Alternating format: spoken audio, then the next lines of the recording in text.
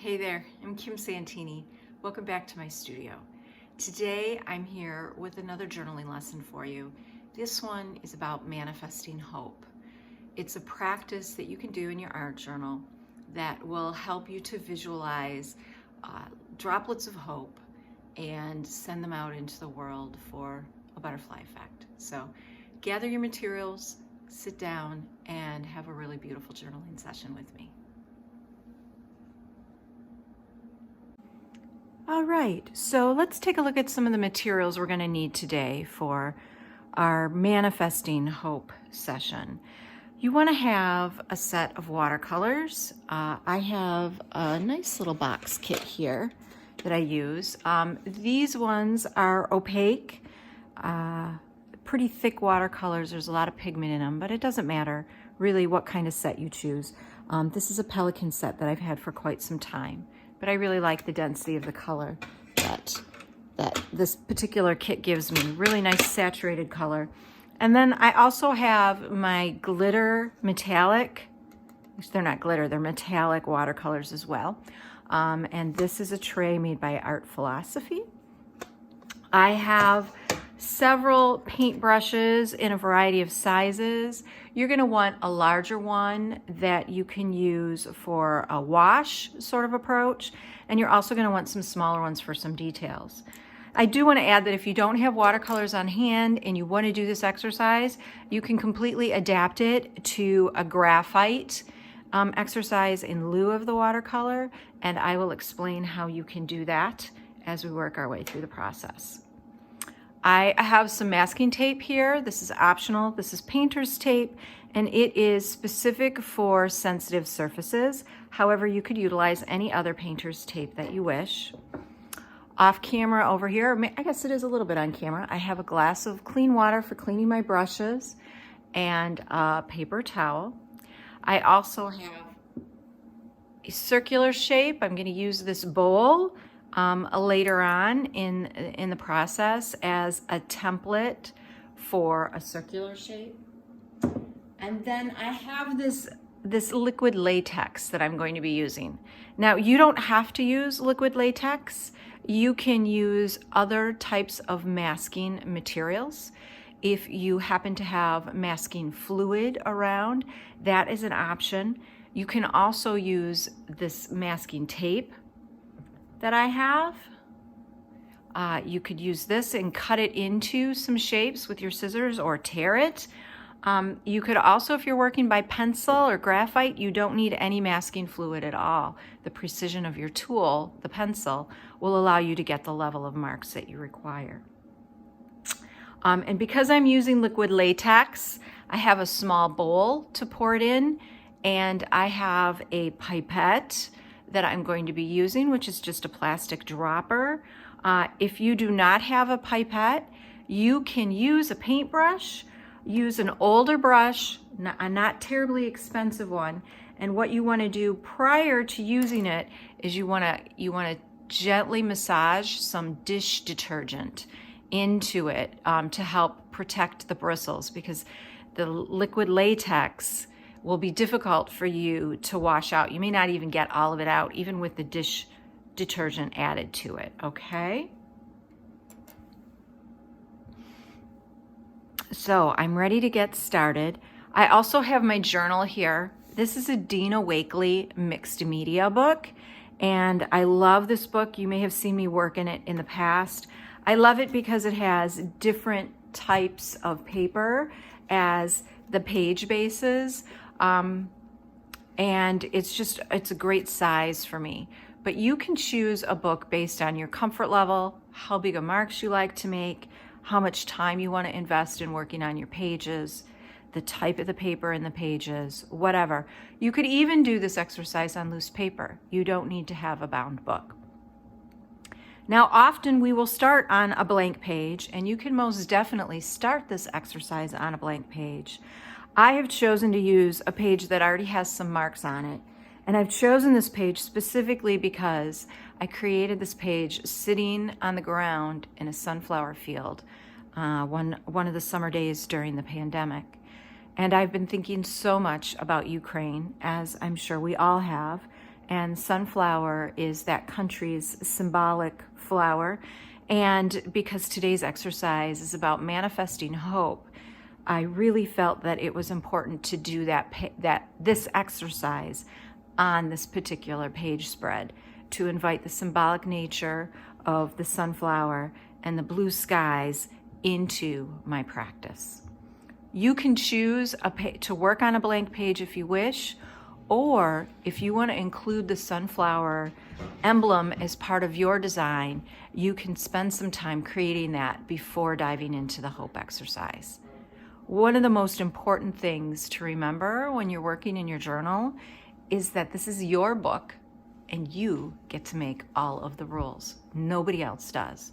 So when you settle in and start to make marks, ask yourself if what you're doing feels natural, like it's a true extension of your intentions.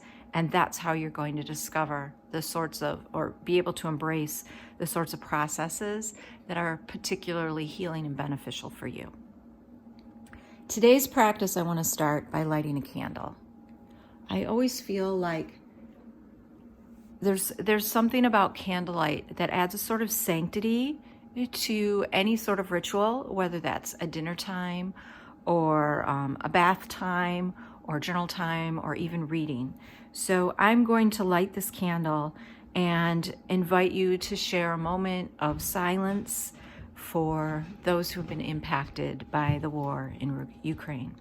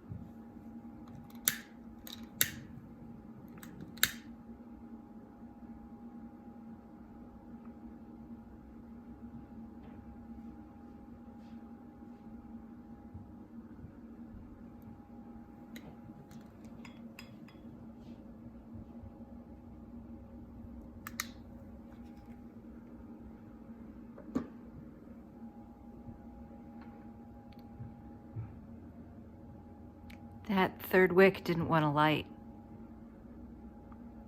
Perhaps it's symbolic of a particular battle happening somewhere. I'm going to move this off to the side so that I don't catch my sleeve on fire while I am working. All right. So today's exercise is inspired by this paperweight that I have. And it's going to show up to you via the camera a little bit differently than my eyes experience it. But one of the things that I love about this glass paperweight are how the bubbles are suspended and sort of float around.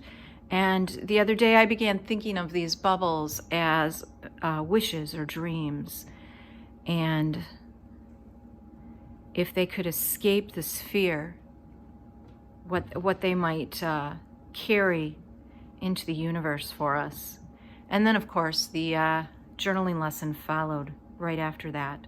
So what I want to do is fill my page with bubbles, and then somehow utilize the idea of dreams or hopes being trapped, but yet they're going to persist and escape that container that they're caught in. So what I want to start with when you choose your page is actually masking out those areas, those little bubble shapes, masking them out so that I can make some really beautiful marks around them, some expressive marks around them that represent the container they're escaping from, and then be able to go back in and add more details to those marks. So that's where my latex is going to come in this particular situation.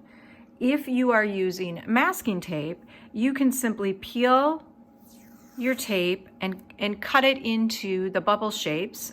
Make sure you create a variety of shapes, but cut it into the bubble shapes and then affix it randomly on the page that you choose to work on.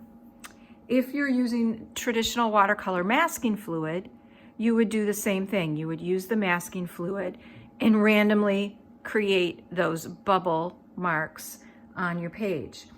If you're working with a pencil, is simply sketch those in wherever you wish to put them. Now, because I'm using this latex, what I'm going to do is pour a little bit of it into this bowl.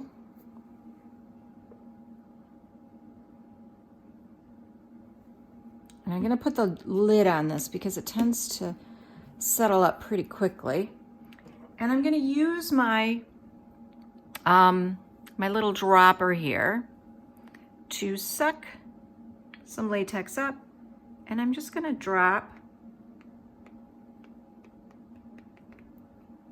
drippy dropping it on the page.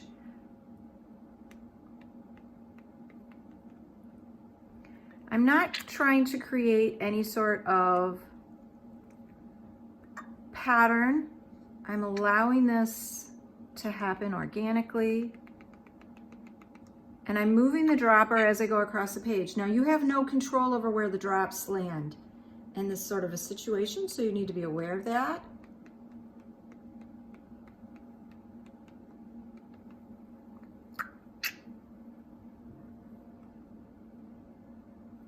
And in some cases, they may not be perfect shapes, but I'm going to be okay with that too. When you allow your art materials to dictate the sorts of marks that you make, you get a really beautiful freedom of expression that is a little difficult to physically capture intentionally. I'm going to set this aside and the next stage is to let this masking fluid, this liquid latex, dry. And when it's fully dry, I will come back for the next layer. Okay, so my page is dry here. And what I want to do next is sort of amplify the container concept of these bubbles, the hope escaping. And originally what I had thought, in keeping with the idea of this paperweight, was that I would create an actual circular shape on my page and reinforce that. And in order to do that, you would want to use a stencil of some sort and figure out where you wanted it placed on your page and trace it with a pencil.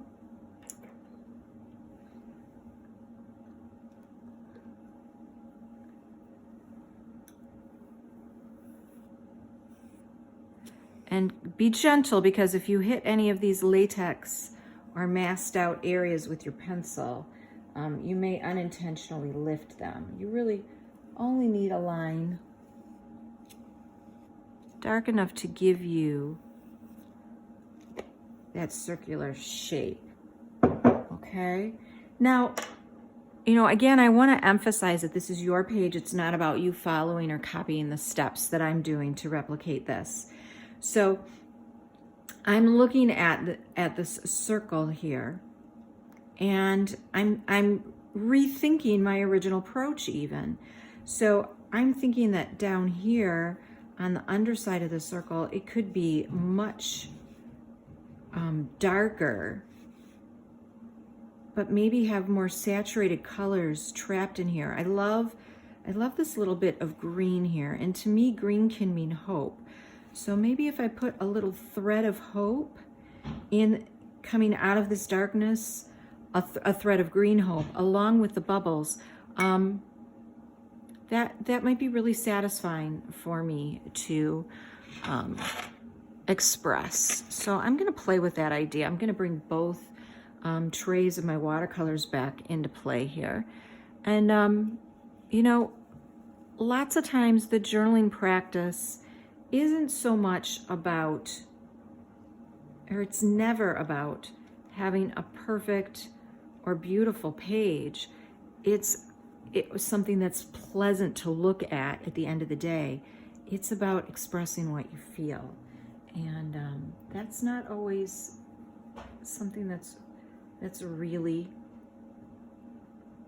pretty or easy to see. See, I really, really love that bit of green right there in the middle. And then what I'm gonna do is I'm gonna go back to this purple that I had started. And I'm gonna make it darker. I'm gonna follow this edge.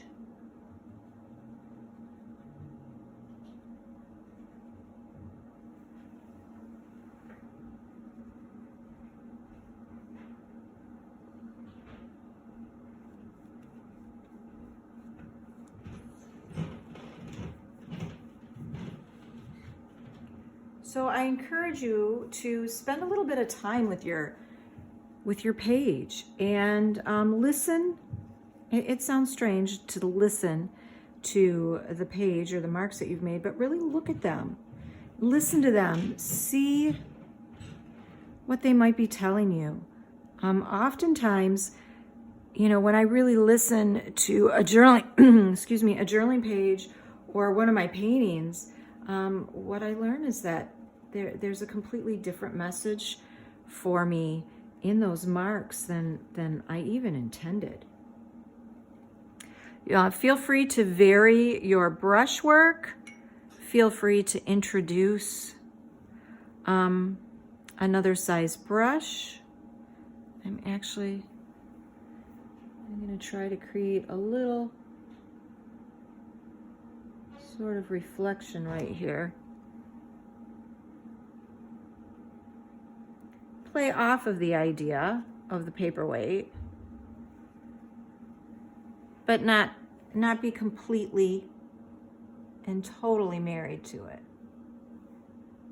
When I look at this, I'm going to remember that that's where my initial starting point was.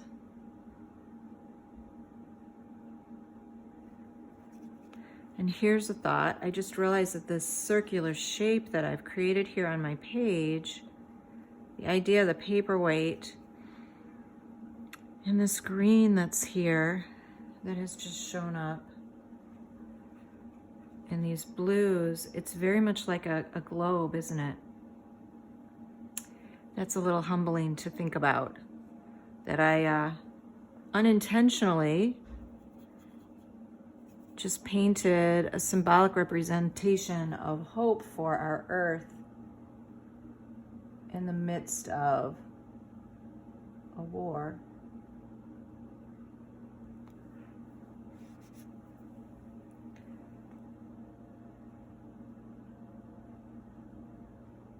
And again, if you're not using watercolors, if you started out with graphite, you can continue to do this by paying attention to your value patterns, building some interesting value patterns. You could even choose to do this with colored pencil, and bringing color in with your pencil nibs. Color pencil is a great tool for blending. Actually, I think I want a little bit of a bloom here with this turquoise.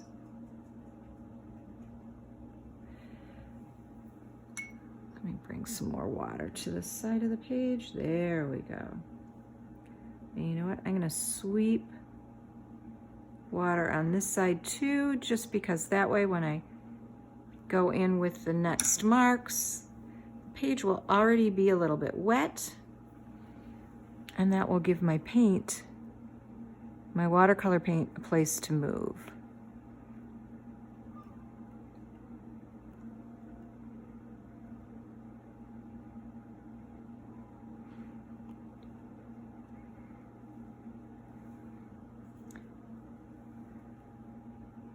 I can't emphasize strongly enough that the act of art journaling is a gift to yourself, and the more personal that you can make it by adapting what I'm doing to a series of mark making or material that makes sense to you, that feels more natural to you, the more profound your journaling experience is going to be. So I'm going to let this dry, and then I'll be back. All right, so I have all of my masked areas removed, and I'm really pleased with where this page sits. I think I do want to spend a little bit more time with it and maybe pick out some of the original line work from the sunflower plants, make some of that a little bit heavier. And I may go in and make some other color, like maybe a little bit more yellow over here also to symbolize hope or brightness. Another possibility to consider is to add text to this page. I could write a prayer or an intention, or simply add the word hope in some regard. But what I want to point out is that the creation of a page doesn't need to happen in one sitting, that you can begin to work on a page and return to it over a longer period of time, and ultimately allow it to evolve into an expression of your initial experience of a situation, as well as how you move through it over the course of your lifetime. But I do want to encourage you, when you do work in your book, and this is something I need to get better at, is to add a date to your page that represents when you worked on it. It just is a means of recording that particular moment in time. So I will add down here in the corner today's date, which is March 14th, 2022. And there you have it. I wanted to mention one other thing. Originally, I had thought I would go back into these little bubbles of hope and add edge work to them as though they were actual bubbles, where there would be a darker edge and then a little tiny reflection inside the circle. I opted not to do that at this point because my paper did lift a little bit, and I know it's not going to really capture those marks in a tight or clean way. But I wanted to share that to you with you as something you might want to consider. And I'll bring this back in so that you could perhaps pause this video at this point and get a look at how these bubbles actually appear as they are suspended inside the glass. Each of them has an edge, a little bit of value, transitions inside, and a highlight or a catch light. So there you have it. And I'm going to bring this back.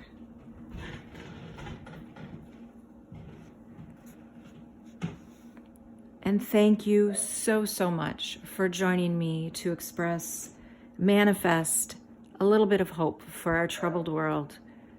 You can return to this practice or exercise whenever you need to.